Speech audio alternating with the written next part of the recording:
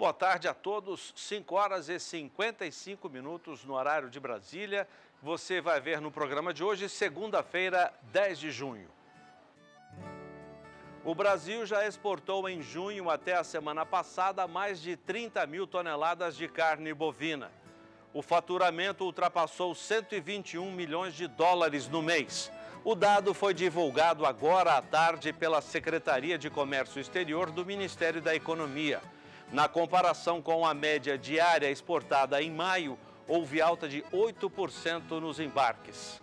Alta também no valor da tonelada. O preço médio registrado foi de 4 mil dólares, 3,2% maior do que em maio do ano passado.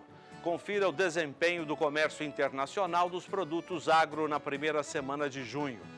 Um ano atrás, as exportações do mês foram prejudicadas pela greve dos caminhoneiros, movimento nas estradas no final de maio.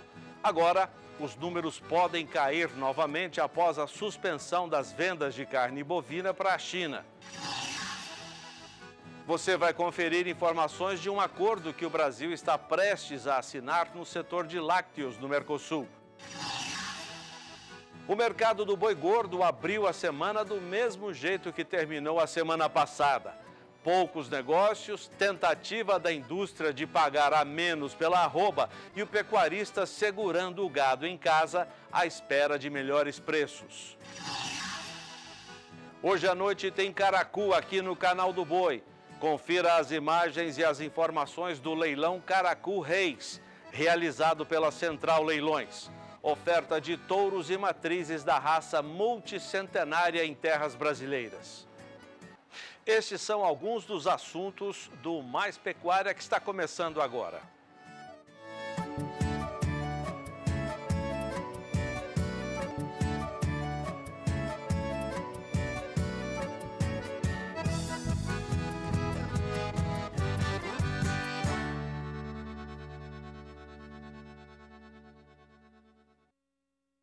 Começamos o Mais Pecuária de hoje falando delas, que o número de mulheres tem crescido no setor rural, ninguém tem mais dúvidas. Além de assumir cargos de liderança, elas também estimulam o uso de tecnologia no campo. Durante a Campo Grande Expo, feira realizada há 2 semanas em Campo Grande, Mato Grosso do Sul, Kaile Rodrigues conversou com empreendedoras que participaram de um painel especial na feira. Acompanhe.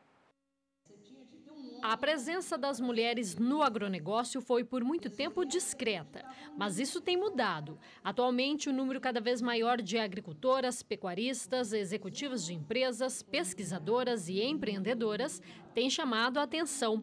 Elas estão ocupando um papel de destaque e liderança no setor rural.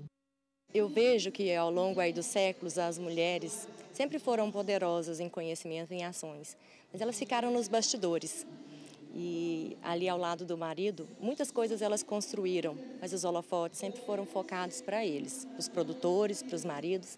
E agora é a hora dessas mulheres poderosas de conhecimento e ações no agronegócio acreditar que elas são realmente maravilhosas para que os holofotes foquem nelas também. Com a participação feminina no setor, o agronegócio se tornou mais comunicativo e inovador. Pesquisas têm demonstrado que as mulheres estão mais interessadas no mercado de tecnologias. Eu, por exemplo, sou apaixonada por educação, por estar estudando, por estar aprendendo e vejo a gestão como algo muito sério, né, e que nós temos que estar implementando a cada dia. E essa semente muito bem plantada, nós teremos ótimas colheitas, em especial, né, para despertar nos nossos filhos esse desejo, né, de suceder, de estar junto, né, e de estar entendendo esse processo que estamos vivendo hoje. Nós precisamos nos organizar e ter uma excelente gestão. Assim nós podemos despertar gerações com vontade, com paixão e vendo que é possível, que também eles podem fazer e fazer muito melhor ainda, né? Para esta professora, as mulheres estão fazendo a diferença no mercado de trabalho. Elas descobriram que são excelentes profissionais, que podem se colocar à altura, disputar papéis de poder que até então conferido aos homens. Elas disputam e estão ocupando esses espaços com muita sabedoria, inteligência e competência. De Campo Grande, Kaile Rodrigues. Agora, 6h02 no horário de Brasília, mercado financeiro em destaque. O mercado começou a semana sem grandes variações. Nós vamos a São Paulo atualizar os números com a Sara Kirchhoff, que fala ao vivo da capital paulista. Sara, boa noite. Como é que ficou a cotação do dólar hoje? Muito boa noite, Zaidan. Boa noite a todos. O dólar hoje termina essa segunda-feira com uma alta de 0,18% na comparação com o real. Durante quase toda a sessão dessa segunda-feira, a moeda norte-americana rondou o cenário de estabilidade. Agora fica, então, com uma alta, mas depois de duas quedas seguidas frente ao nosso real brasileiro. Com essa valorização de 0,18%, o dólar comercial termina o dia aos R$ 3,88. As notícias envolvendo o ministro da Justiça, Sérgio Moro, aí frente à Operação Lava Jato, acabaram trazendo um tom de cautela para o mercado nesta segunda-feira, o que justifica aí poucas variações e que faz com que o Brasil descolhe hoje do comportamento de outros países aí, principalmente dos países emergentes que tiveram uma segunda-feira mais favorável. Por aqui o mercado ficou um pouco mais estável por causa desse movimento de cautela. Em frente a essas notícias aí, o relator da reforma da Previdência disse que a Câmara dos Deputados trabalha para blindar a reforma de qualquer noticiário negativo. Só que hoje estava prevista uma apresentação aí do parecer da reforma por parte do relator da comissão, o deputado Samuel Moreira, e essa apresentação ela foi remarcada para a próxima quinta-feira, o que acabou dando ainda mais um tom de cautela para o mercado nesse início de semana. Dólar, portanto, em alta de 0,18%. E o que anima o mercado lá fora hoje, faz com que os índices acionários da China, da Europa, tenham uma segunda-feira positiva, especialmente a notícia que vem dos Estados Unidos e do México, porque o presidente norte-americano Donald Trump resolveu que não vai mais aplicar aquelas tarifas aí nos produtos mexicanos. Eram previstas tarifas de 5% nesse primeiro momento para todos os produtos exportados aí do México para os Estados Unidos. E como o México se comprometeu a adotar medidas para combater a imigração na fronteira com o país, com os Estados Unidos, então o presidente norte-americano Donald Trump, ele disse que não vai mais aplicar essas tarifas. Isso fez com que o mercado tivesse uma segunda-feira mais otimista, mais tranquila. Já em relação às negociações de China e Estados Unidos, a cautela que existe entre os dois países em uma guerra comercial que já dura mais de um ano, essas negociações são esperadas realmente somente para o G20, que acontece no fim desse mês no Japão. Até lá o mercado fica acompanhando os desdobramentos, mas sem grandes expectativas aí de tratativas envolvendo as duas maiores economias do mundo. Zaidan. Sara, vamos aproveitar a sua participação aqui e falar dos negócios na Bolsa de Valores. Como é que abriu a semana nesse segmento, Sara? Zaidan, hoje a Bolsa ela tem uma queda de 0,36%, também rondou a estabilidade aí durante uma parte do dia, mas lembrando que a Bolsa teve ganhos, aí terminou a última semana no azul e hoje então começa essa semana com uma queda, mas ainda operando acima dos 97 mil pontos. Hoje o índice Bovespa, principal índice da Bolsa de Valores de São Paulo, encerra a sessão dessa segunda-feira aos 97.466 pontos e as ações aí das empresas frigoríficas, especialmente JBS e BRF, tem ganhos importantes nessa segunda-feira. BRF sobe quase 4% e JBS tem 1,71% de ganho nesse início de semana. Zaidan, é com você. Legal, obrigado, Sara. Nós vamos para o intervalo comercial, começando com as informações de um dos parceiros do SBA, a Casale.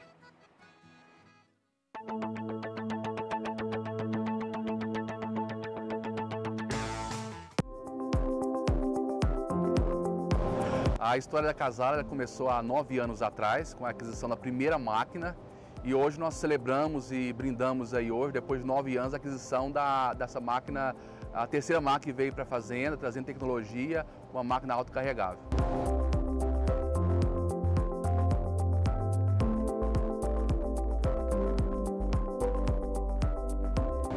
Hoje é essencial, hoje todo o processo hoje produtivo na cadeia do leite, ela começa com uma boa nutrição e essa boa nutrição ela vem de um equipamento que faz uma mistura homogênea e esse equipamento ele consegue atender todos esses requisitos.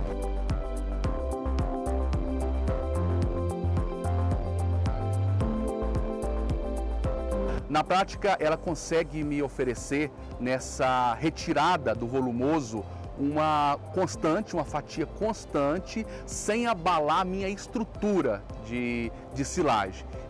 Com isso, o material fica sem entrada de oxigênio, que me dá uma qualidade constante nesse meu material. Então hoje é essencial, principalmente para essa fazenda, ser uma máquina autocarregável. A grande diferença que essa máquina hoje entrega para a fazenda é rendimento, qualidade da mistura e rapidez para trabalhar com os animais da fazenda. Então é isso hoje que a gente busca numa máquina dessa, e é o que ela entrega na fazenda. E nós, com isso também, nós ganhamos também economia. A máquina faz todo o trabalho sozinho. Ela reduz o operacional, né? A pessoa que opera, ela não tem o trabalho de levantar comida, que é um trabalho pesado, um trabalho braçal, então ela faz isso para a fazenda, e a economia de não ter outra máquina para estar alimentando essa máquina. Então eu consigo fazer todo esse trabalho com uma só máquina. Acredito que a palavra hoje forte dessa parceria hoje se chama eficiência. É isso que essa empresa consegue entregar na fazenda. Eficiência em cima de resultados.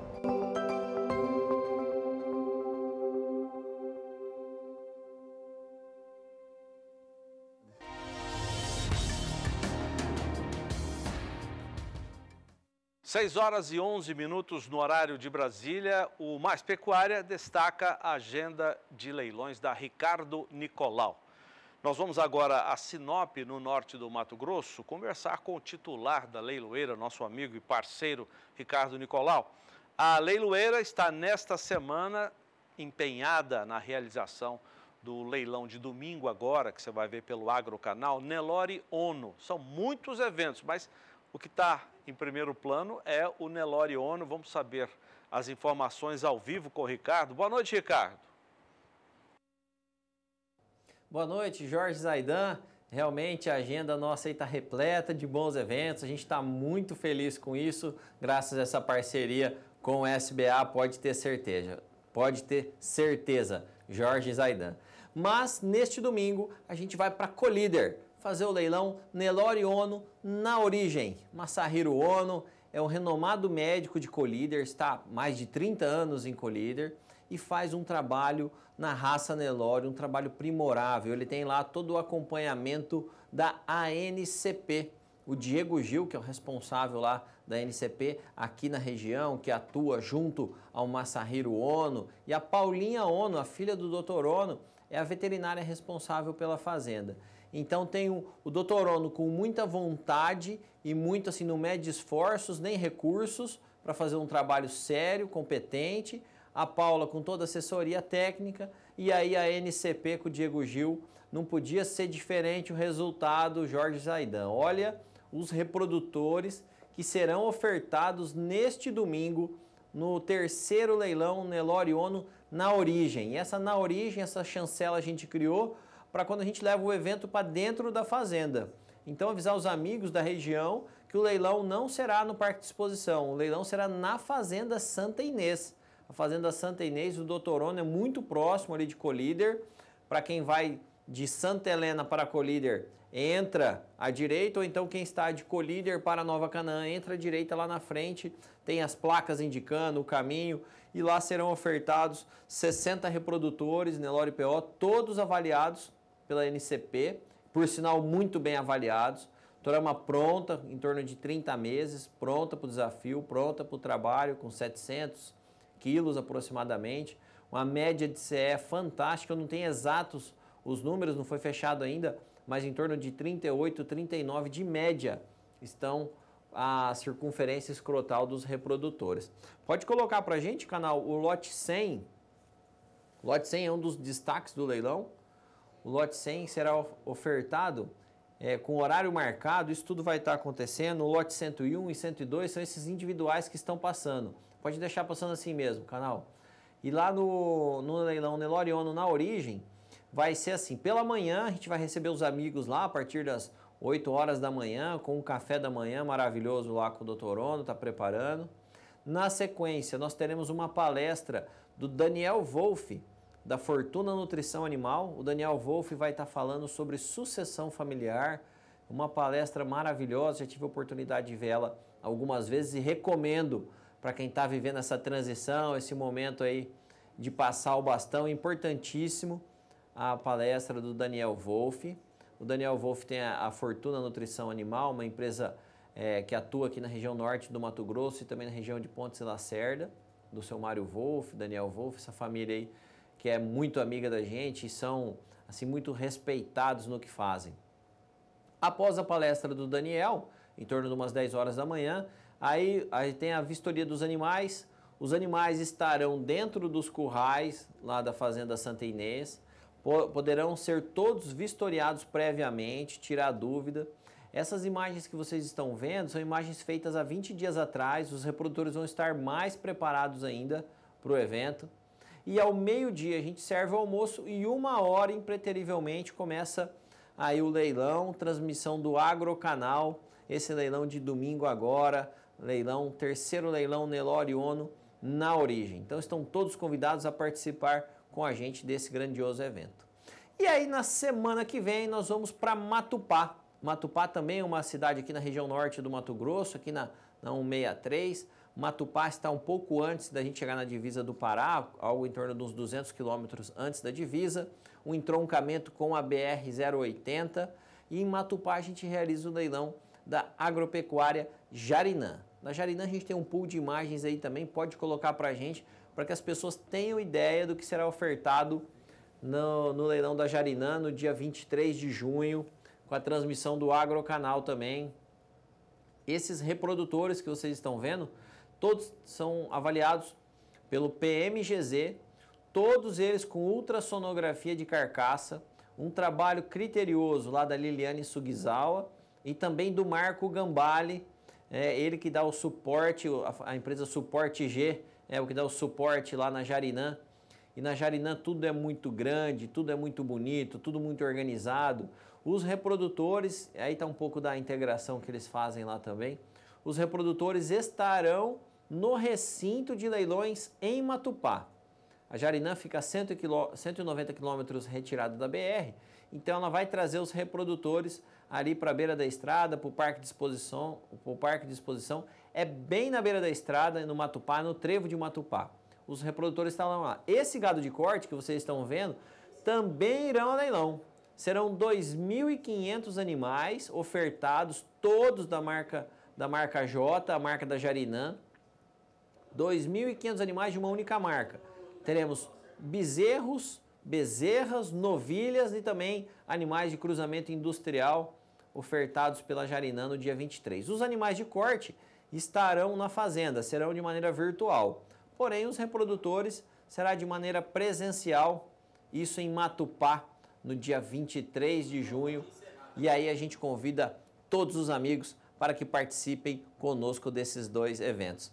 Reforçando mais uma vez, domingo agora tem leilão Nelore Ono na Origem. O terceiro leilão Nelore Ono na Origem, 60 reprodutores e 1.500 animais de corte com a transmissão do Agrocanal. Era isso aí, Zaidan. Muito obrigado pelo espaço e até uma próxima. Valeu, obrigado, Ricardo. Até uma próxima. A Marfrig Global Foods comunicou hoje ao mercado que a aquisição da indústria de carnes Iowa Premium em março deste ano foi aprovada pelo órgão regulador dos Estados Unidos. Segundo a companhia, a aprovação concretiza os processos necessários, formalizando a aquisição. A companhia americana, sediada no estado de Iowa, fatura 700 milhões de dólares por ano com o processamento da carne de Aberdeen Angus, terminado em confinamento. É especializada na venda de cortes de qualidade Select e Prime, que são duas classificações para carne nos Estados Unidos. A Marfrig é uma das companhias líderes em carne bovina no mundo.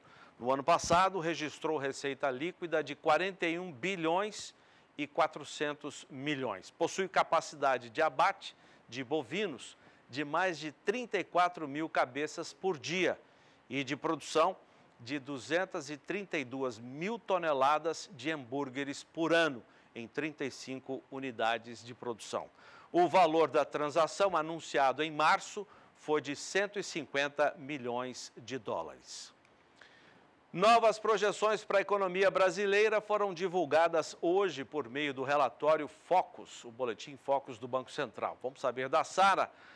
Para os economistas, Sara, qual deve ser o crescimento do nosso PIB em 2019, hein?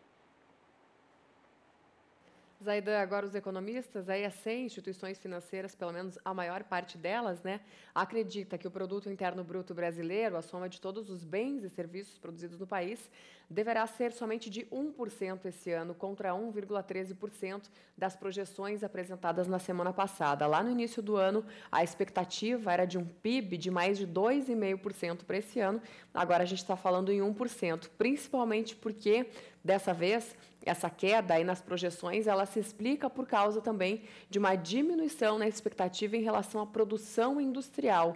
Nos relatórios anteriores, acreditava-se que a produção industrial para esse ano seria de 1,5% e agora acredita-se que será somente de 0,5%, um pouco abaixo ainda de 0,5%. E claro que isso impacta diretamente nas expectativas, nas projeções em relação ao Produto Interno Bruto brasileiro. Então, para esse ano, agora o Boletim Focus fala em um PIB de 1% e para o ano que vem também houve alteração aí nas projeções em relação ao Produto Interno Bruto para 2020. Não acredita-se mais em um PIB de 2,5% para o ano que vem, e sim de 2,23%.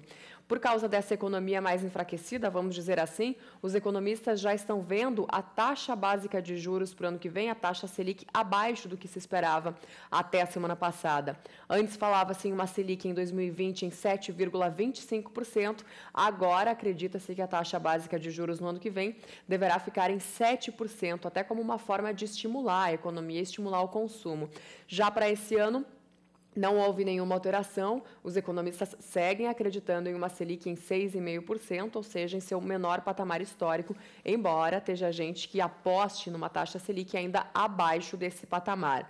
Em relação à inflação, houve também alguma alteração no Boletim Focus divulgado hoje pelo Banco Central. Até semana passada, acreditava-se que o IPCA, Índice de Preços ao Consumidor Amplo, que é a inflação oficial do país, seria esse ano de 4,03%, e no boletim apresentado hoje, fala-se que a inflação para esse ano deverá estar em 3,89%. Lembrando que o centro da meta de 2019 é 4,25%. Essa meta é fixada pelo Conselho Monetário e tem aí uma margem de 1,5 percentual, tanto para mais quanto para menos. Os principais destaques aí do Boletim Focus, relatório Focus, divulgado sempre na segunda-feira pelo Banco Central. Zaidan, é com você. Obrigado, Sara.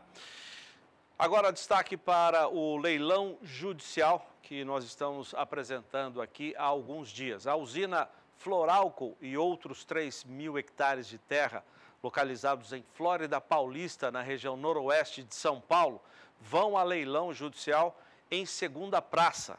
A segunda praça termina quinta-feira, às 3 da tarde, no horário de Brasília. Na Justiça, foi um processo rápido e isso permitiu preservar os equipamentos. O investimento para a reativação da usina, com capacidade para processar 12.000 sacas de açúcar por dia, será muito baixo, conforme disse a administradora judicial da GAN, Lívia Gavioli, ao nosso companheiro Walter Pulga. Vamos ver. Doutora Lívia, a senhora é responsável por administrar judicialmente os bens que serão leiloados agora, e sob sua responsabilidade está a GAN. Agora, a importância dessa empresa na região, a senhora sempre defendeu isso, inclusive, junto à Justiça. Ela tinha um peso forte na região?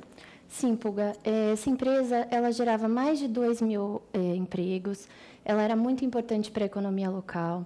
Com a paralisação dela, todo o comércio local ficou prejudicado, apesar de outras usinas da região, mas ela compunha um cenário muito importante. E agora o nosso objetivo é recompor esse cenário, devolver aos trabalhadores os seus empregos e fazer com que a região volte a ser 100% produtiva. Doutora Lívia, foi um processo diferenciado. Normalmente, entre a falência e o leilão dos bens de uma empresa, há muita demora na Justiça, mas desta vez houve um trabalho diferente, um trabalho especial? Sim, Walter. Dessa vez nós fizemos um trabalho com uma equipe multidisciplinar que possibilitou a venda, o leilão, em 10 meses. Isso é um tempo muito curto Em se tratando de uma falência grande, é uma falência conjunta. O leilão vai ser feito em conjunto com as terras da Floralco. Foi uma estratégia utilizada pela equipe, pelo síndico da outra falência, Dr. Gustavo, em conjunto com a TESA, que é a leiloeira, com a ajuda da Datagro, que é uma empresa muito expressiva no setor sucrocoleiro, e com o SBA auxiliando também na divulgação. Então, isso fez com que nós conseguíssemos esse sucesso em menos de 10 meses, colocar as terras e a usina em leilão. Bom, nós temos, então, uma melhor preservação dos bens, já que foi um tempo curto. Normalmente, falência, quando você vai adquirir uma empresa, os equipamentos já estão deteriorados, porque muitos anos passaram. Nesse caso, está tudo preservado? Sim, a maior parte da usina está preservada. Tivemos alguns pequenos incidentes na usina, mas, como um todo, ela está preservada e o custo para a recolocação é baixo, perto do retorno que isso dará ao adquirente. Às 6h25, nós continuamos com a agenda de leilões do Canal do Boi, que transmite neste domingo, às 2 da tarde, o leilão Tamar Senepol. Oferta de 240 animais, touros e matrizes com realização da Central Leilões. Vamos a Araçatuba, São Paulo, com a Fernanda Mariano, que tem as informações e vai mostrar o gado para a gente. É isso mesmo, Fernandinha? Muito boa noite. É isso mesmo, Zaidan. Muito boa noite para você, para todos que acompanham o seu programa. Nós vamos apresentar agora um pouco dessa oferta excepcional que vai estar à disposição no domingo aqui pelas lentes do canal. Eu estou com o nosso gerente comercial, Guilherme Furtado, para a gente apresentar um pouco dessa oferta, né, Guilherme? Que de fato promete. Boa noite. Boa noite, Fernanda. Boa noite, Jorge Zaidan. Boa noite a todos os amigos que nos acompanham. Realmente uma oferta ímpar, né, que o Ricardo Carneiro coloca nesse projeto 2 aí do Senepol Soledade, ele chama-se Senepol Tamar. Um projeto interessantíssimo, é uma absorção para estar fazendo esse Senepol, colocando mais rusticidade, mais tamanho, mais peso, inclusive trabalhando algumas características que ele acha interessante tá imprimindo na raça. E o que é legal, corresponde bem a isso. E ele vai, nesse evento, ele vai estar desfilando as categorias que ele fez para estar chegando nesse Senepol, que ele chama Senepol para o Brasil, né? Nesse projeto tão legal que o Ricardo Carneiro desenvolveu. E desenvolveu numa região até que tem uma exigência muito boa. É um trabalho feito em Goiás e feito no Pará. Então, tem uma especificidade muito grande esses animais que vão estar sendo colocados à venda. Então, vamos ver uma amostra dessa grande realização? Então, vamos chamar o lote de número 1. A gente começa mostrando, então, um exemplo dos reprodutores, né? Então, a gente vai ter em oferta machos e fêmeas. E agora, olha só, essa bela imagem aí do lote número 1. Olha aí, a gente já tem um reprodutor PO, lote 1, né? Um filho do avassalador, numa vaca Urerê Soledade, tá? Animal com 573 quilos, 32 ICE, de outubro de 2016. Tá? Olha como puxou bem o pai, o touro, a pelagem. A gente já pode ir vendo o lote 2 para a gente tendo uma noção do que são esses animais até chegar no primeiro produto aí que a gente encontra. Também ainda o animal PO, filho do Iporá, em vaca Dom Manuel. Também 550 quilos esse animal, outubro de 2016. Pode ir colocando o lote 10 também, canal. Aí a gente já vai chegar num animal PC2, tá? Olha aí, Fernando. PC2 e um filho do avassalador em vaca Dom Manuel. Olha que legal, olha o desenvolvimento desses animais, que interessante. Animal também geração 2016, totalmente a pasto, tá? Lembrando, totalmente a pasto. A gente vê o pé dos bichos lá, que passou chegou lá da invernada, passou ali no córrego e já foi para filmagem, né? Então a gente vê a rusticidade desses animais, não tem preparo nenhum, animal aí do jeito que é para ser mesmo. Vamos ver um pouco das fêmeas também, a oferta de fêmeas, pois são 240 animais em oferta. Exatamente, é uma oferta bastante interessante. Lote 101, vamos colocar o lote 101 já, para a gente ver ainda das fêmeas PO, resultado desse trabalho do Senepol Tamar. Pode colocar o lote de número 101 aí, para a gente ter uma noção e nós vamos voltando para ver aonde chegou nesse animal, tá? Então, uma fêmea PO aí de 420 quilos, prens, tá? Inclusive, nesse leilão, nós vamos ter oferta de fêmeas prens, fêmeas paridas, inclusive, oferta muito legal no que diz respeito a esse trabalho do Cenepol Tamar. Cenepol feito no Brasil para o Brasil, como a Tamar Cenepol está frisando. Exatamente. Pode colocar o lote 108, que daí a gente já vem numa fêmea PC2, tá? Fêmea PC2, filha do Iporá. Olha, são filhas, né? Aí são várias fêmeas, tá? Olha que só. lote. E a rusticidade desse gado, ó, pelo curto, gado muito adaptado, um racial perfeito para o Cenepol. Então a gente vai, tem alguma influência de alguma outra raça? Bom, quem não falar que isso daí é Cenepol mesmo, tá vendo? Ó? E olha o desempenho desses animais, dorso lombo, um porte um pouco maior até, inclusive. Legal esse trabalho do Cenepol Tamar. Vamos ver aí o último lote para a gente chegar aí nessa apresentação e chegar ao fim dessa apresentação até. É o lote de número 203, se não me engano. O 203 para a gente ver aí no S1, da onde saiu todo esse trabalho. Exatamente. Olha lá, são fêmeas que vêm de absorção, aí já paridas, olha só, paridas com produto PC1 no pé.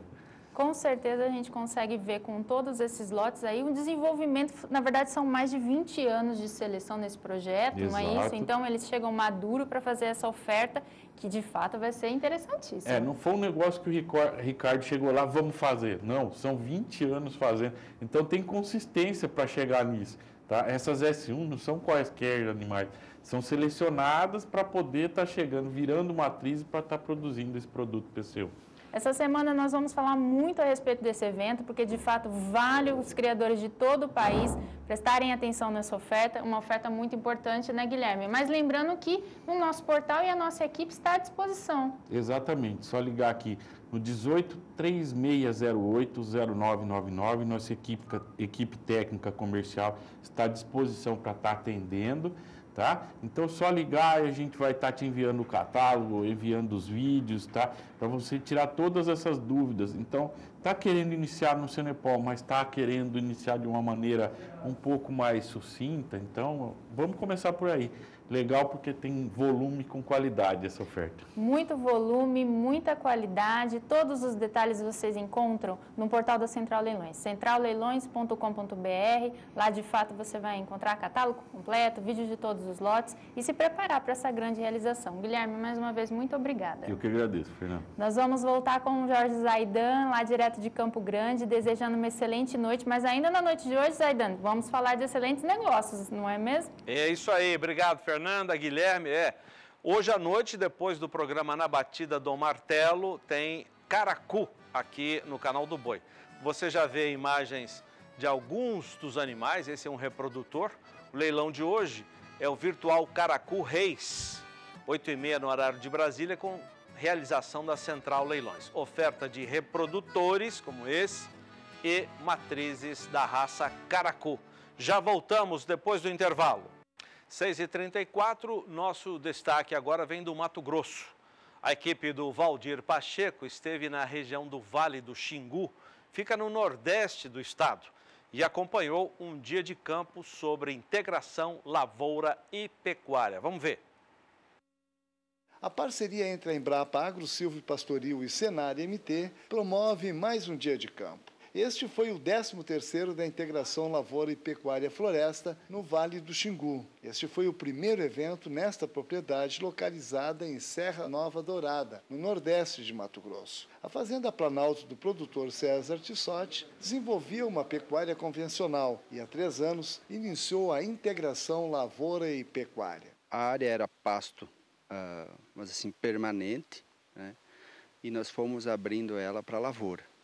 E era só praticamente nos primeiros anos um plantio convencional da soja e depois com cobertura, com milheto, e a partir de que nós começamos a fazer a integração, nós começamos a outras coberturas como a braquiária.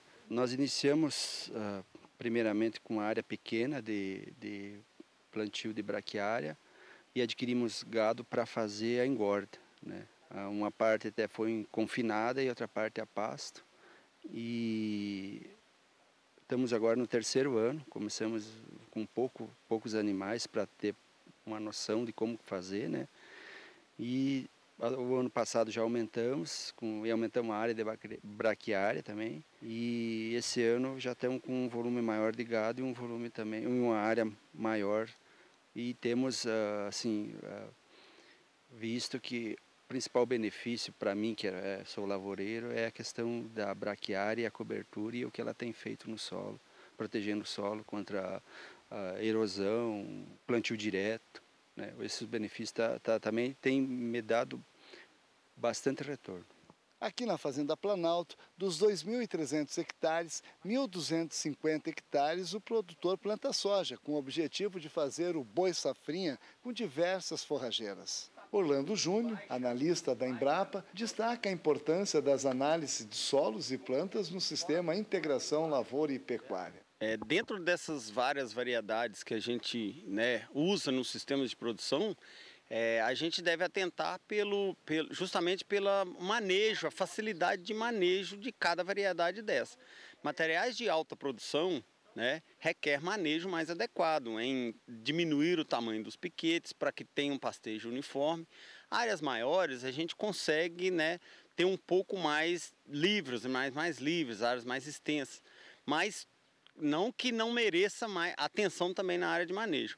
No caso do sistema integrado, geralmente a gente faz uma quantidade de forragem muito grande, já pensando na cobertura de solo, e usa essa forragem até o plantio da soja novamente, ou até antes da dessecação para o plantio da soja novamente.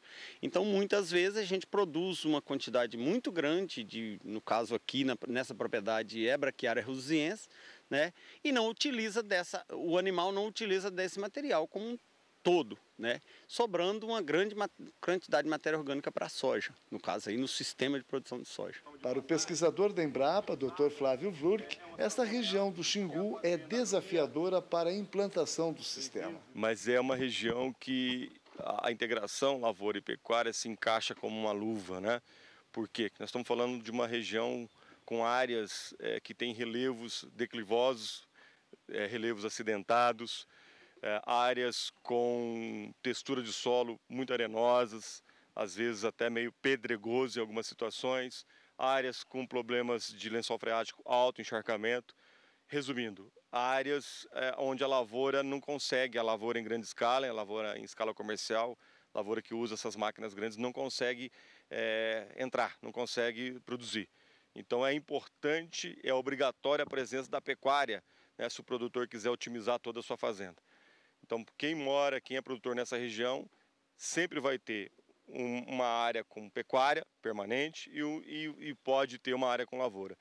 Então, nesses casos, é fundamental que haja essa integração. De Serra Nova Dourada, Mato Grosso, Valdir Pacheco. Hoje o mercado do boi gordo começou a semana do jeitinho que terminou a semana passada, ou seja, parado, frigorífico testando o mercado, fazendo propostas bem abaixo daquilo que poderia estar sendo pago para a arroba num momento como esse, e o pecuarista segurando o gado em casa, porque não aceita, aqueles que podem não aceitam as propostas abaixo das referências feitas pela indústria frigorífica. Mas no mercado de reposição, a situação é diferente. Vamos conhecer a análise da Scott Consultoria para esse segmento com o Felipe Reis. Olá a todos. Na primeira semana de junho de 2019, o mercado de reposição teve baixa movimentação, devido à notificação da ocorrência de um caso atípico de encefalopatia espongiforme bovina, a doença da vaca louca. O MAPA suspendeu as exportações de carne bovina para a China, que é o maior comprador da carne bovina brasileira. Essa medida fez com que muitos frigoríficos saíssem das compras na semana passada, o que diminuiu o fluxo de negócios, e aqueles que ficaram ativos nas compras, na maioria, pressionaram para baixo as cotações da arroba do boi gordo. E foi esse cenário de queda na arroba do boi gordo que esfriou o mercado de reposição, diminuindo a demanda por negócios e o que abriu espaço para um maior volume de tentativas de compras abaixo das referências, o que pressionou negativamente as cotações das categorias. No fechamento da última semana, na média de todas as categorias de machos e fêmeas estados pesquisados aqui pelo Scott Consultoria, as cotações recuaram 0,2%, interrompendo uma sequência de altas que já perdurava desde o final de fevereiro. Vale ressaltar que o número de negócios nesses patamares menores de preço é baixo e a tendência é de que o mercado de reposição retome o seu ritmo natural conforme o mercado do boi gordo volte a trabalhar dentro da normalidade. Eu disse que até a semana passada o mercado de reposição tinha um caminho um pouco diferente do mercado físico do boi gordo. Agora o Felipe está dizendo que não, estão caminhando um pouco de maneira paralela. Nós preparamos uma relação de troca de boi gordo por animais magros em alguns estados do país. Vamos dar uma olhada nessa relação. Sempre lembramos que essa é uma referência apenas. Nós consideramos um boi gordo pesando 16 arrobas e meia. O João Pedro, que é nosso comentarista, fala, hoje mas ninguém vende boi com esse peso. Não, de fato, realmente a pecuária evoluiu muito. Mas, tendo como referência esse peso, a gente mostra essa relação de troca. Vamos colocar para a gente na tela. Minas Gerais, hoje, segundo a Scott Consultoria, arroba R$ 142,50 para esse boi de 16 arrobas e meia vendido. Foi possível comprar 1,2 boi magro, cotado hoje no estado a 1.900, 1,4 garrote de 1.720 e 1,7 bezerro, cotado hoje, esse bezerro de 12 meses, a R$ 1.430. Vamos ver outro estado, Tocantins, arroba por lá, segundo a Scott Consultoria, R$ 136,50. Com um boi gordo foi possível comprar 1,3 boi magro, 1,4 garrote e 1,7 bezerro de 7 arrobas e meia. Finalmente, Mato Grosso do Sul, arroba preço médio hoje nas 3 praças pesquisadas pela Scott Consultoria, 3 Lagoas, Campo Grande e Dourados, R$ 139,00, arroba hoje em Mato Grosso do Sul, segundo a Scott Consultoria. Com esse boi, foi possível comprar 1,1 boi magro, 1,3 garrote e 1,6 bezerro, pesando 7 arrobas e meia. O Mais Pecuária vai para o intervalo comercial e daqui a pouco você confere os números das exportações brasileiras do agronegócio na primeira semana de junho. Frango foi muito bem e o boi gordo também. A gente mostra os dados daqui a pouquinho. Até já. 15 para 7 no horário de Brasília. Na semana passada, o presidente Jair Bolsonaro e uma comitiva de ministros, esse grupo todo, foi à Argentina defender um acordo comercial no Mercosul com a União Europeia. As discussões já duram 20 anos. Entre as discussões que nós mencionamos, a ministra da Agricultura, Tereza Cristina, quer consolidar no velho continente mercado para o leite e derivados que enfrentam obstáculos aqui no Brasil. Veja na reportagem. A ministra da Agricultura, Tereza Cristina, já está em Brasília, depois de uma viagem a Buenos Aires, em que participou de uma reunião para buscar o tão sonhado acordo que já se discute há 20 anos. É um apertar de mãos que envolve bilhões de reais para o bloco do Mercosul e ainda abre possibilidades de criar novos mercados para os produtos brasileiros. E o leite foi um dos temas da reunião com os argentinos lá no Mercosul. É que na Europa, os produtores são subsidiados pelo governo, o que faz com que os produtos brasileiros, derivados lácteos, quando chegarem por lá, tenham preços nada competitivos. A outra discussão diz respeito aos queijos. Aqui na França, eles recebem um selo bem específico e isso pode restringir as nossas exportações. O presidente da Câmara Setorial do Leite, Rodrigo Alvim, acredita na cautela e muito também na discussão para que o acordo, que pode ser fechado, não prejudique o setor brasileiro, que hoje é responsável pela produção anual de 35 bilhões de litros de leite. É um acordo que vem de muito tempo, né? Segundo a ministra, 20 anos, e que nos preocupa muito. Porque, como todos sabem, a União Europeia subsidia terrivelmente a sua produção, sobretudo do leite. É a cadeia produtiva mais subsidiada que tem na Europa. E você estabelecer uma concorrência de peito aberto com a Europa não é uma boa coisa. além da questão das ofertas que ela fez ao Brasil, são ofertas muito, enfim, que podem trazer um dano muito grande. Tem também a questão dos indicações geográficas, que ela proíbe o Brasil, a partir de agora, de usar alguns nomes como Parma, queijo de Parma e Roquefort, enfim, e outros queijos mais aí, e que o Brasil deixaria de usar esses produtos, esses nomes, né, essas indicações geográficas, que são deles. E a outra questão é a questão sanitária. Ela coloca como uma situação de risco a questão, por exemplo, brucelose e tuberculose, e isso fica uma via de mão dupla, quer dizer, não vai ser um acordo Mercosul-União Europeia, vai ser a abertura do Mercosul para a Europa.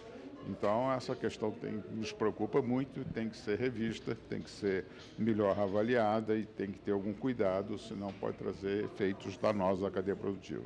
De Brasília, Saulo Lopes. E a cadeia produtiva do leite em Mato Grosso do Sul passa por dificuldades. Uma delas é o baixo preço pago aos produtores. Por isso, o setor enfrenta desafios para vender o produto. O Sindicato Rural de Campo Grande debateu o assunto na última sexta-feira, durante o 22º Encontro Técnico do Leite. A reportagem é de José Cunha.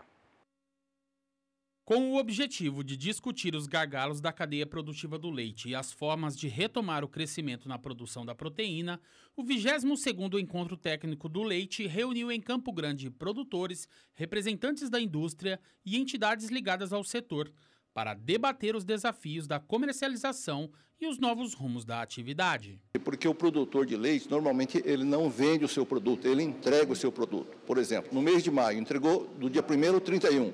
Aí no mês de junho, entrega mais 15 dias o leite para saber depois quanto que ele vai receber naquele leite entregue no mês de maio. Então, é isso que nós queremos reverter. Existe, por exemplo, uns 5% dos produtores do estado que comercializam o seu leite e 95% entregam o seu leite. Mas para viabilizar a produção, o produtor precisa conhecer os fatores que geram impactos nos custos. O negócio de leite hoje está resumido basicamente em 3 questões: custo de produção, eficiência produtiva e preço. Preço é a única parte que o produtor não controla. O mercado é soberano, é o mercado que vai ditar isso, e ele não pode se tornar refém do preço. A reivindicação por preço ela tem que existir, o produtor tem que brigar por preços melhores, mas antes disso ele tem que procurar saber a sua realidade produtiva em termos de custo de produção, ter isso bem desenhado e ser eficiente na atividade que ele está se propondo a fazer. Nos últimos 4 anos, a produção de leite em Mato Grosso do Sul despencou 46%, caindo de 364 milhões de litros para 198 milhões em 2018. A crise econômica enfrentada pelo país foi um dos principais fatores que contribuíram para este resultado. A gente teve, nos últimos 4 anos, uma piora no poder de consumo, né, da população e, consequentemente, atingiu o mercado do leite como os outros mercados. Em segundo lugar, a gente teve uma queda na atenção ao leite também, por relação aos órgãos que trazem assistência ao produtor. Então, a gente deixou de ter políticas voltadas para o leite. Com isso, houve também aumento de situações tributárias no Estado, que os laticínios sofreram um pouco, a gente teve o desincentivo da produção com saídas de indústrias grandes do Estado, que deixaram o mercado ficar encharcado de leite, vamos dizer assim, né? Parou que levou o preço para baixo, né? E a gente teve aí os produtores desistindo da atividade. A gente tem muitos produtores que deixaram de tirar leite. No encontro, o superintendente da Semagro, Rogério Beretta, falou sobre a importância do debate e do cooperativismo entre governo, indústrias e produtores, como forma de garantir a viabilidade econômica da cadeia. Quando você tem mercados que estão com uma margem maior no produto, a tributação não interfere tanto. No caso do leite, em que existe uma margem de lucro de operacional muito pequena, 2, 3, 4, 5% de imposto interfere, né? Às vezes é o elemento que vai fazer com que a atividade seja positiva ou negativa. Mas a gente não pode deixar de lembrar que é um conjunto de fatores. Também não adianta só a gente, o governo, trabalhar na questão tributária e as outras questões relevantes que eu já citei não serem trabalhadas por todos os elos da cadeia. Para o presidente do Conselheite, O bom relacionamento entre as entidades representantes dos produtores e o governo do estado vai facilitar o atendimento às reivindicações da categoria.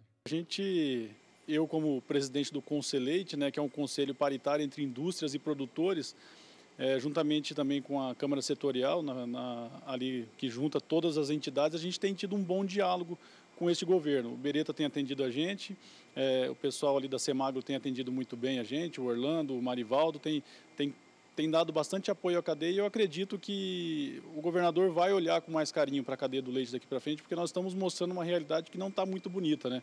E a gente precisa realmente que tenha um olhar diferenciado para nós nesse momento. As exportações de carne bovina in natura referentes aos embarques dos 5 primeiros dias úteis de junho contabilizaram um volume de 30.260 toneladas e uma receita superior a 121 milhões de dólares.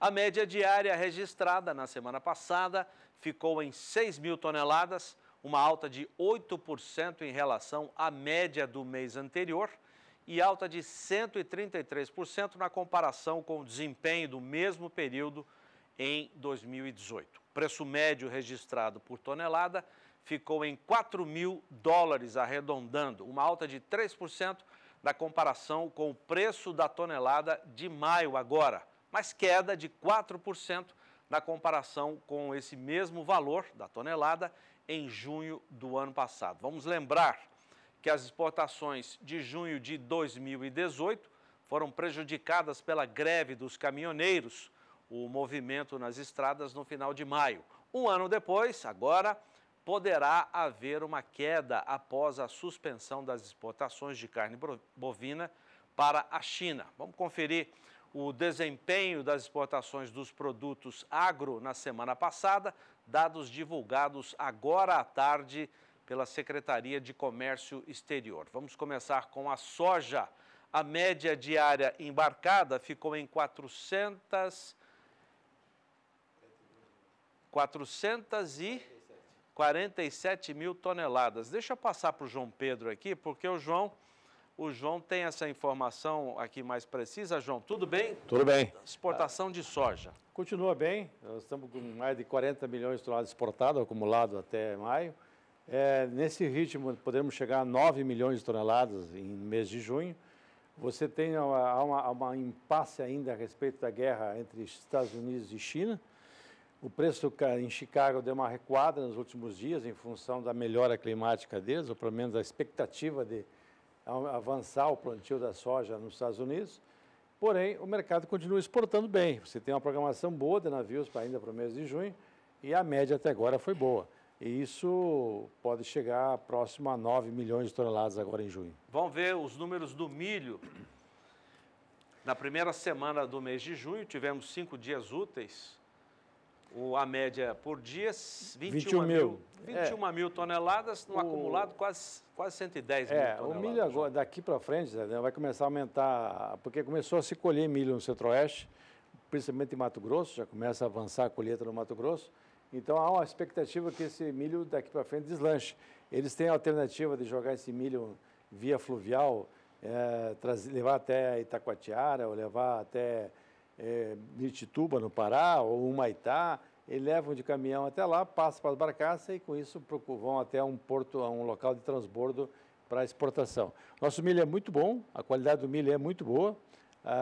Nós entramos em mercados extremamente exigentes, como é o caso do mercado japonês. Nosso milho tem preferência lá em função da qualidade. Agora, o preço do milho está barato, ele recuperou um pouco, mas ainda é insuficiente para gerar um preço remunerador ao produtor. O que tem que acontecer é que as exportações precisam agilizar a partir de agora. Nós temos que exportar pelo menos 30 milhões de toneladas de milho para evitar um carry-over, um estoque de passagem muito alto. Que aí o produtor de milho pode receber com um valor menor na safra seguinte. Porque quando não tem a válvula de escape da exportação, o mercado interno fica travado, fica parado, ou seja, o pessoal... O produtor esperando receber mais. E o consumidor comprando da mão para a boca, ou seja, sabe que tem um estoque de milho só, a previsão da segunda safra é acima de 72 milhões de toneladas, E esse milho está no campo, tá bom. É questão de colher agora, é questão nos próximos 30, 40 dias, dá o pico da colheita. Legal. Vamos ver as carnes, começando com a carne suína. Nos primeiros 5 dias úteis de junho, uma média de 2.700 toneladas, alta em relação a maio agora, praticamente estável, né? 0,2%. Mas na comparação com junho do ano passado, vamos lembrar que junho do ano passado ficou afetado por causa da greve dos caminhoneiros. A alta nessa comparação, 86%, João. A questão da questão suína é que o Brasil, o grande comprador da carne suína no Brasil hoje é o complexo China-Hong Kong. China tem apenas 9 frigoríficos habilitados para exportar a carne suína, então isso atrapalha bastante. E há uma expectativa no mercado que houvesse a homologação de mais frigoríficos, mas em função desse impasse na carne bovina, ficou uma região meio turbulenta, uma região, um buraco negro aí que não se sabe o que vai acontecer. Isso atrapalha também. Mais exportações, a Rússia entrou comprando novamente, voltou a comprar, isso é positivo, que era um grande comprador de carne suína brasileira, e a expectativa é muito boa para o segundo semestre em termos de exportação de carne suína. Vamos ver carne de frango e bovina para o comentário do João. O frango primeiro, a média diária exportada, 21 mil toneladas. Eu acho que esse é quase um recorde, né? Poucos muito. Já exportamos 105 mil toneladas, olha isso. As altas, 32% a mais do que maio e 100% a mais do que junho do ano passado. Em relação a maio, já vinha crescendo as exportações, já vinham demonstrando um fortalecimento. Agora, o frango é importante saber, salientar o seguinte, você tem demanda para o frango, vai aumentar o número de ovos férteis que vão para a incubação. Daqui 21 dias tem mais um lote de pinto, aí pode ser que o Brasil volte a alojar como alojou em tempos passados, o ano passado, início do ano passado, quase 580 milhões de pintos. Esse número vinha caindo mês a mês aqui no Brasil.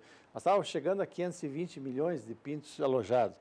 Com essa expectativa de demanda externa mais forte e também com destino à China, a China é o principal comprador, superou a Arábia Saudita, superou outros países que eram tradicionais importadores do Brasil, porque lá eles têm que ter alternativa de carne para atender esse espaço que a carne suína deixou, aquele buraco que deixou. Por causa da febre... Da peste suína africana. Peste suína então, africana. Nós estamos vivendo um momento importante para a avicultura. A avicultura brasileira, ela tem uma estrutura que ela pode aumentar tranquilamente 10%, 15%, ela tem condição de aumentar a curto prazo. E tem comida para alimentar? Tem. O frango, de acordo com o Roberto Rodrigues, é um saco de milho com pena e com bico.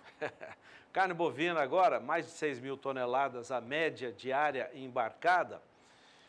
Já exportamos 30 mil toneladas, 8% a mais do que maio deste ano e 133%, quer dizer, é um número elevado, 133%, mas lembrando que um ano atrás, greve dos caminhoneiros atrapalhou. Então, exportamos menos e agora tem essa recuperação. Começamos bem o mês de junho com as carnes? Começamos. Eu acredito que parte desse material exportado tinha sido liberado em fim de maio. Imagino que tenha acontecido isso. Mas, porém, há um fato novo. Quando a China, se ela realmente não reatar a curto prazo as importações, porque na realidade eu acho que não foi nem a China que fechou, foi o Brasil que suspendeu a emissão de certificado sanitário em função do protocolo que nós temos com os chineses. Mas aí, como o Hong Kong tem uma estrutura grande no Brasil, tem muitos frigoríficos habilitados, e como o Hong Kong é um centro processador de carne naquela região da Ásia, possivelmente Hong Kong ocupe uma parte desse volume que a China não está importando nesse momento. A China, no mês passado, ela respondeu por 25% das importações de carne in natura, um número bastante expressivo. Porém, nós temos ainda, voltando a Rússia a comprar, temos os países árabes comprando, o preço do petróleo está bom, nós temos que abrir mais mercados, porque não podemos ficar esperando até que haja uma definição dos chineses. A hora que vier a definição dos chineses, melhor ainda. Tomara que venha com mais frigoríficos habilitados. Legal, obrigado, João. Nós vamos para um intervalo comercial. Vamos lembrar que hoje à noite tem caracu aqui no Canal do Boi. Reprodutores e matrizes da raça estarão em oferta no leilão que você vai ver logo após o programa Na Batida do Martelo. A gente volta já. 7h04. Continuamos com destaque para o mercado internacional da nossa carne. Uma missão veterinária dos Estados Unidos está no Brasil para inspecionar frigoríficos de bovinos e suínos. As reuniões inicial e final serão realizadas em Brasília. Hoje pela manhã, os americanos se reuniram com técnicos do Ministério da Agricultura. O repórter Saulo Lopes tem as informações. Olá, Zaidan. Essa equipe de americanos que vem, na verdade, aqui fazer uma auditoria nos frigoríficos brasileiros, desembarcou aqui em Brasília e vai se espalhar por 6 estados brasileiros, estado-chave da produção de ovinos, ou melhor, bovinos, suínos e bubalinos. Primeiramente eles vão para Mato Grosso do Sul, depois São Paulo, interior ali, Americana, Barretos, Sorocaba, vai para Minas Gerais, Goiás, Rio Grande do Sul e Santa Catarina. Essa equipe é composta de 2 times, são 6 veterinários em cada uma delas. Eles vão verificar aí os frigoríficos, como eu disse, associações de classe, cooperativas, universidades, tudo para embasar o sistema de sanidade animal do rebanho brasileiro para que a exportação receba uma camada de segurança um pouco maior e assim entre no mercado norte-americano com muito mais segurança. É isso aí. Abraço, até mais. Valeu, obrigado, Saulo. Já mostramos aqui que o início da semana foi de quedas para o mercado do boi gordo. Vou chamar mais uma vez o Felipe Reis, zootecnista da Scott Consultoria, que tem detalhes. O mercado do boi gordo segue com o volume de negócios reduzido. Boa parte das indústrias ficaram fora das compras, aguardando uma melhor definição do mercado para traçar, então, as estratégias de compras da semana. Também foi observado um maior volume de testes de preços abaixo das referências por parte de alguns frigoríficos que estão ativos nos negócios. Inclusive, em algumas regiões, esses testes chegaram a pressionar as cotações para baixo. Foi o caso de São Paulo, por exemplo. Na segunda-feira, dia 10 de junho, na Praça Paulista, a cotação da arroba do boi gordo registrou a 4ª queda seguida e fechou em média em R$ 148,00 à vista já livre do fundo rural. Vale destacar que há tentativas de negócios de até R$ 3,00 por arroba abaixo da referência. Porém, nesses patamares, os negócios não evoluem.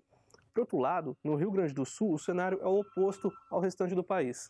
Na região, a oferta de boiadas está restrita e os frigoríficos estão com dificuldades para originar matéria-prima, fator que pressionou para cima as cotações nesse início de semana.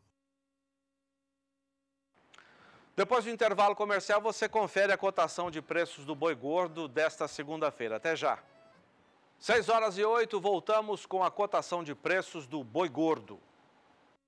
Cotações do boi gordo. Oferecimento Seva. Juntos além da saúde animal. Números apurados hoje pela Scott Consultoria mostram aquilo que disse o Felipe Reis agora há pouco. Mercado com preços em baixa, isso porque a indústria frigorífica mantém a tática de testar. No linguajar é testar o mercado, ou seja, propõe pagamentos da arroba, preços bem abaixo daqueles que eram praticados cerca de uma semana, 10, 15 dias, até um mês passado, por exemplo, como já mostramos aqui, e o pecuarista, se aceitar, compra a esse preço baixo da arroba. E muita gente está segurando, não está vendendo, porque entendeu esse jogo do mercado, né? E segura o gado à espera de preços melhores. Mas vamos lá mostrar os números de hoje apurados. Na região sudeste do país, vamos ver, em São Paulo e Araçatuba, tivemos 50 centavos de queda em Barretos e Araçatuba, né? A arroba ficou em R$ 148,00. No Triângulo Mineiro, queda de R$1, a arroba que ficou em R$ 141,00. R$ 141,00 no Triângulo Mineiro. Região Sul teve alta. Eu acho que foi a única região, acho não, pelos números aqui, a única região que apresentou alta. Em Pelotas e no oeste do Rio Grande do Sul, alta de 5 centavos no quilo, que ficou com R$ 5,25. Nas praças de Mato Grosso do Sul e Goiás, queda de R$ 2,00. Na capital Goiânia, a arroba por lá ficou com R$ 133,00.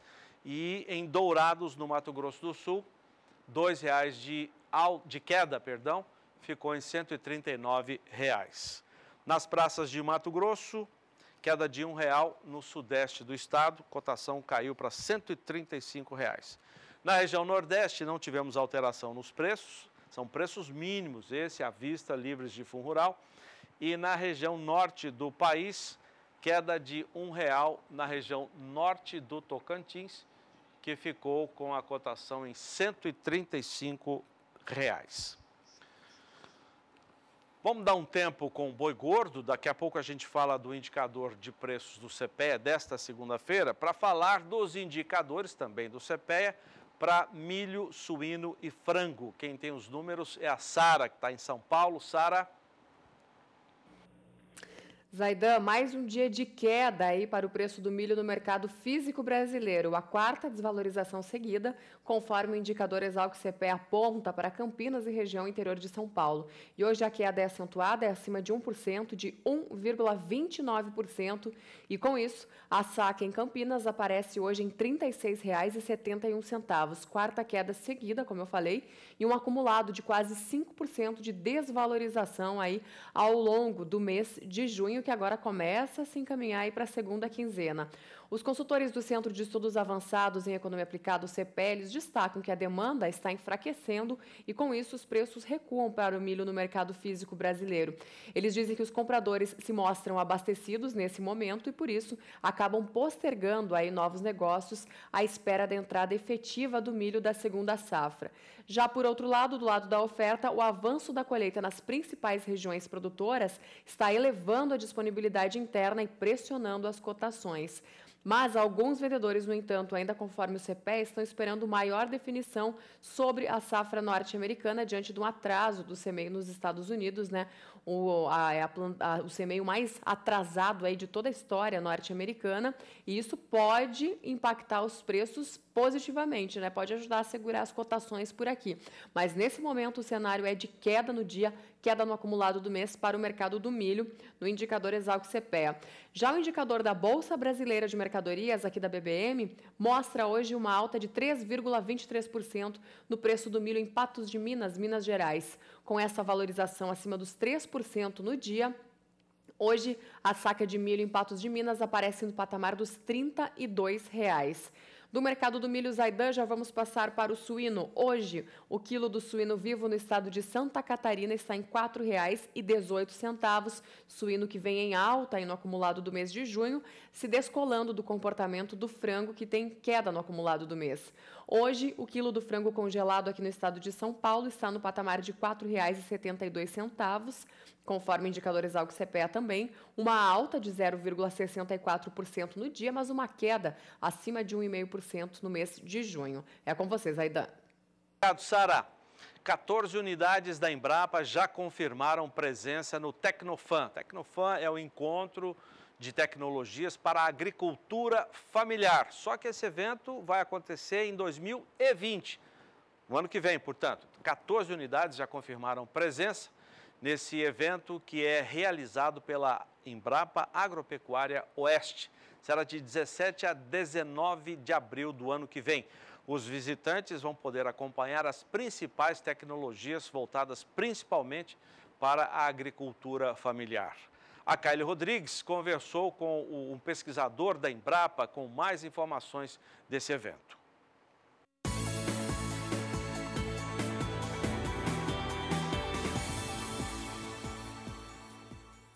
Eu estou com o pesquisador da Embrapa Agropecuária Oeste, Márcio Ito. Nós vamos conversar com ele a partir de agora sobre o Tecnofan 2020. Esse evento trata de quê? Então, Kylie, como comentei, a Tecnofan 2020 é um evento voltado para a agricultura familiar. Nele vão ser apresentadas todas as tecnologias, as inovações, tanto em ferramentas de manejo, implementos, máquinas agrícolas, para esse público aqui do Mato Grosso do Sul e outros estados também, inclusive outros países, né, pensando no desenvolvimento sustentável da agricultura familiar nessas regiões. E aí a Embrapa ela apresenta as principais tecnologias direcionadas ao pessoal da agricultura familiar. Isso, cara. A gente já começou esse trabalho, né, com um pouquinho mais de um ano, a gente já começou as articulações para trazer tudo que a Embrapa tem de tecnologias para a agricultura familiar, e não só a Embrapa, todos os nossos parceiros de implementos, máquinas, universidades, escolas, todos os parceiros trazer o que tem de melhor para o público da agricultura familiar dentro da Embrapa de Dourados, em abril de 2020. Será a 4ª edição. A Tecnofan, eu acredito que se consolidou em 2018, a gente realiza ela nos anos pares, né, na 3ª edição, onde a gente já apresentou muita novidade, muita ferramenta.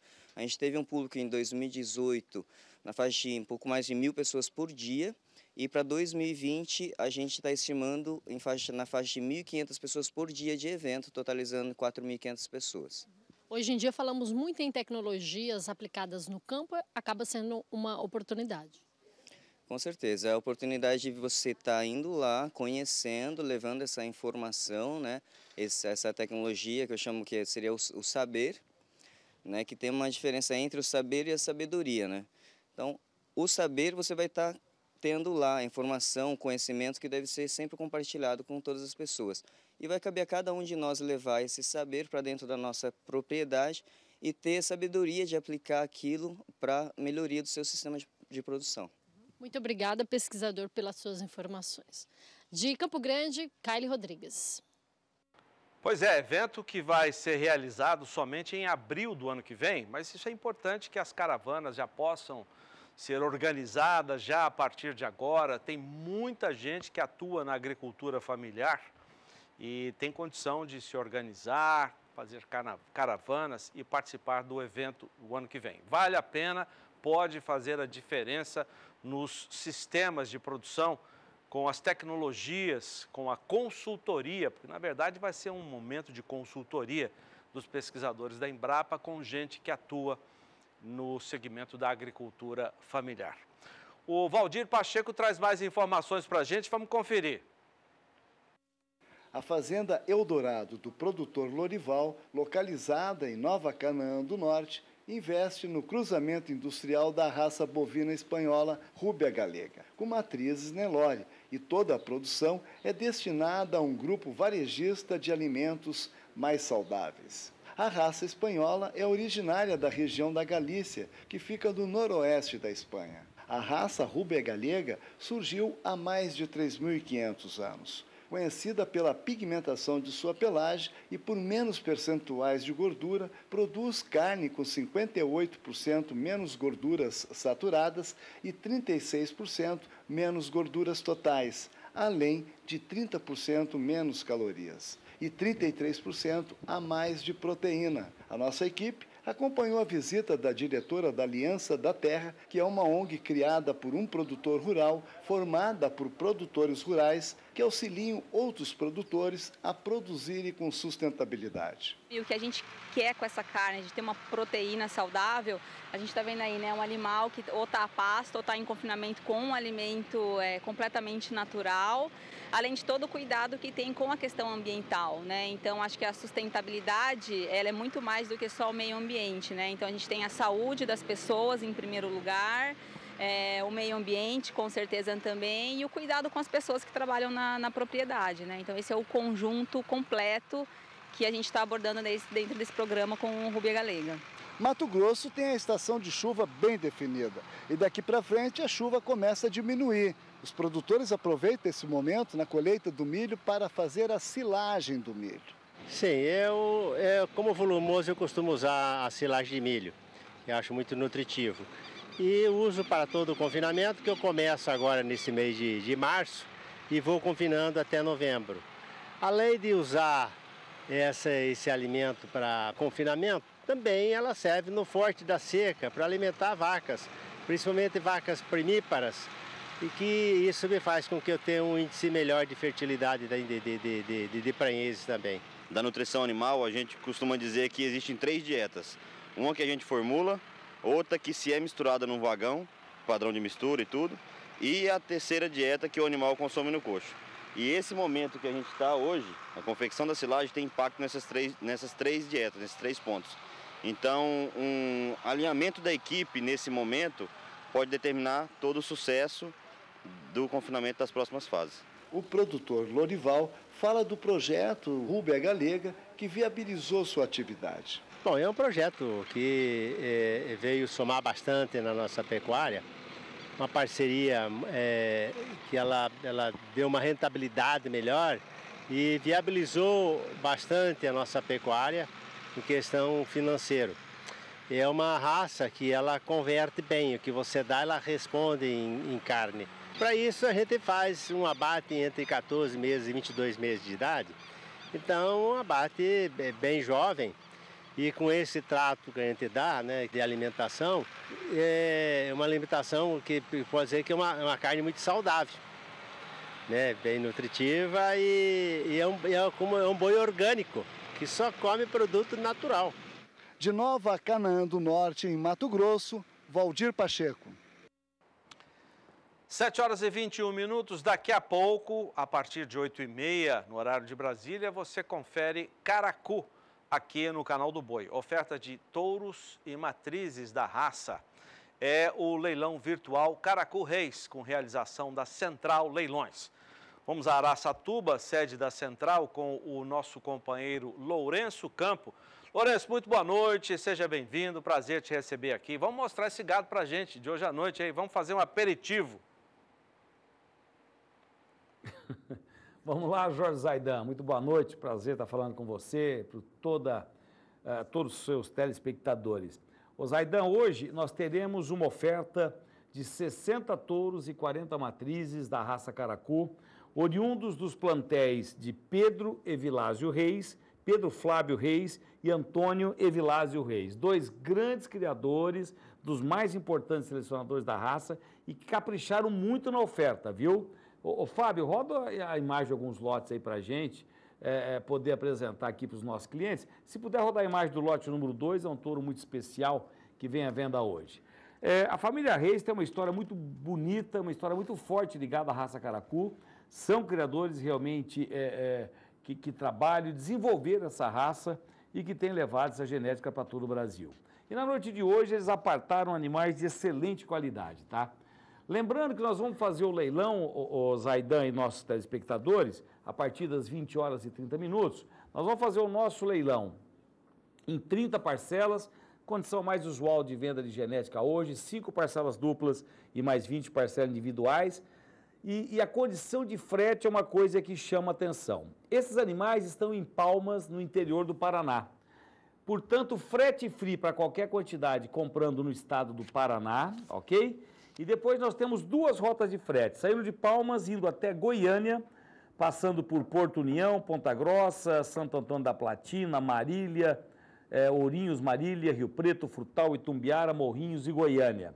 E uma rota também que sai de Palmas e vai até Cuiabá, no Mato Grosso. E essa rota sai de Palmas, vai a Mangueirinha, Laranjeiras do Sul, Cascavel, Toledo, Itaquiraí, no Mato Grosso do Sul, Dourados, Nova Alvorada do Sul, Campo Grande, Coxim, Rondonópolis, Cuiabá. Então, qualquer quantidade nessas duas rotas você recebe. Agora, se você comprar carga fechada de 16 touros ou 20 matrizes, ou compor a carga aí com que feche uma carga, tipo 10 matrizes e 7 touros, ou qualquer coisa assim, o frete é free também na malha rodoviária nacional, tá ok? Que mais? 30 parcelas, frete muito bom. Mas o melhor de tudo, meus amigos, é poder acessar essa genética Caracu espetacular que a família Reis desenvolve lá. Nós teremos novilhas, nós teremos vacas jovens, mais de 90% das fêmeas estão com prenhez positiva, só 2 ou 3 lotes de fêmeas mais jovens, mas a grande maioria, a força do leilão, são fêmeas com prenhez positiva.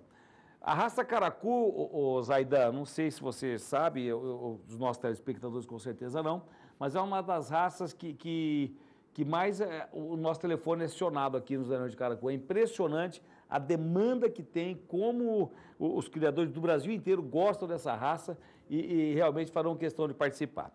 E no final do leilão, Zaidan, nós vamos ter uma oferta de 1, 2, 3, 4, 5, 6, 7 produtos da raça crioula, que eles criam o crioulo lá também em Palmas, e nós vamos ter uma oferta muito especial para a gente encerrar o leilão.